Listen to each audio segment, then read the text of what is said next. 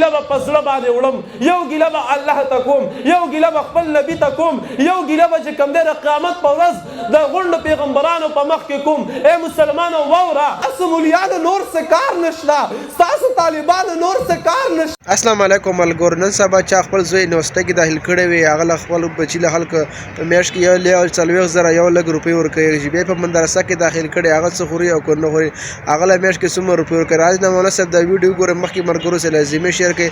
مولانا صاحب د کامل سبحان الله ماشاءالله لږ ښکلی بیان یې کړی. راځئ دې باره کې راځئ. یو ګیله به چې کوم دی د قیامت په ورځ د غونډو پیغمبرانو په مخ کې کوم. ای مسلمانو واوره، ستاسو مولیانو نور څه کار نشته، ستاسو طالبانو نور څه کار نشته. دا کوم سړی چې په علماو مدرسو پسې بدې ردې وایي، نو دا د غونډو نه غټ دله دی.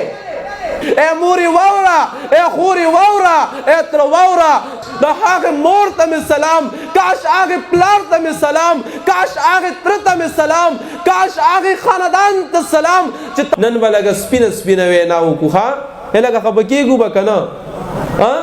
زه ګوره سپینه خبره کوم، دا بعض د علما چې کوم دی دوی دا غوڼ سپینې خبرې کوي، خو زه ورته هغه خبره وکړم چې ستا بچې کله دا اسکول ته ځي او پېښور ماډل ته ځي یا لاس یونیورسټۍ ته ځي یا د هغې نورو ځایونو ته ځي، ته څومره فیس ورکې؟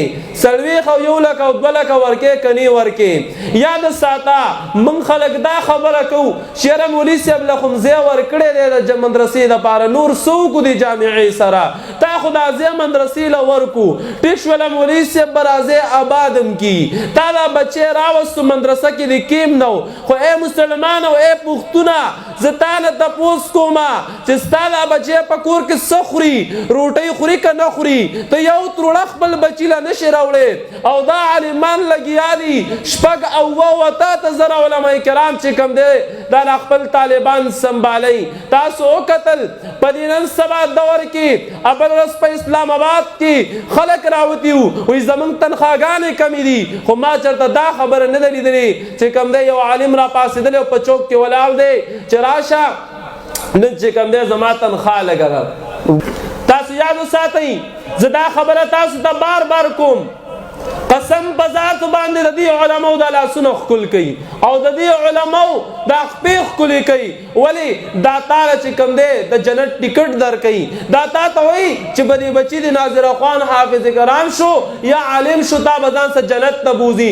ای یاد ساتئ، تاسو یاد دا خبره ځان سه ذهن کې کېنوئ، یوازې دا نه ده چې بچی حافظ شو ما به جنت ته بوځي، یوازې دا نه ده چې بچی عالم شو ما به جنت ته بوځي.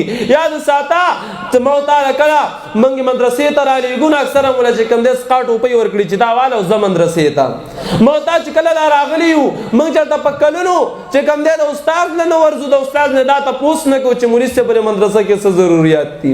قسم په ذات باندې د نن یو څو ورځې مخکې ځینې مومندو ته تللی ومه، هلته زمونږ څه پروګرام و چې لاړم یو مدرسې ته، زمونږ یو ملګری دی هغه سره مې چې کوم دی ملاقات کوو، ودرېدم یو طالب علم رالی، هغه طالب علم فریاد کوي او فریاد څه دارنګې کوي د وظیفې بالټۍ ورسه لاس کې دی. ما ورته ویل بچیه ولې؟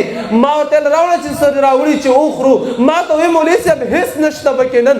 مې ویل ولې؟ وایي هر چا ویل چې هر څه ګران دي، تاسو مولیانو نور څه کار نشته، ستاسو طالبانو نور څه کار نشته، تاسو د دې علم نه کاروبار شروع کړی دی، تاسو د علم نه کاروبار شروع کړی دی، تاسو یې وړئ اول دې خرڅوئ. ما ویل کاش د هغې مور ته مې سلام، کاش هغې پلار ته مې سلام، کاش هغې تره ته مې سلام، کاش هغې خاندان ته سلام چې تا ته به دغه طالب علم د شپې ودرېږي او تا ته وایي چې وظیفه راوړه زه د مدرسې طالب یم. د قیامت په ورځ به الله رب العالمین تام بخي. ای مورې واوره، ای خورې واوره، ای تره واوره، تا چې دا کمې پیسې راغستي تا پې کور ته وړه راوړي او دغه وړې بیا راغستې او طالب خوړلې ده، دا به طالب علم به په دغې پیسو باندې او د دغې روټۍ په زور باندې قرآن یادوي، الله به تعالی جنت درکوي. تاسو که دا خیالي چې یاره موږ به یې مدرسو ته چې کوم دی راغه شو بچی بولیږو مدرسې ته مولي صاحب بس بچی مې درولېږو، څه شو طالب علم هغه راولئ مشتاق صاحب راشئ میټله هغه طالب تاسو راولئ، هغه طالب راوله چې کوم په دغه ویډیو کې وایي چې کله باران وشي وایي موږ د دغه ځای نه چې کوم دی د اوبه چارو کوو.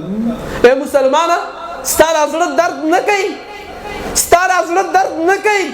زه دې زړه تاریان یم چې ته نن په قرآن باندې غیرت نه کې ستا په دغې بچي دې لعنت شي چې هغه ته یونیورسټۍ ته لېږي او علم پکې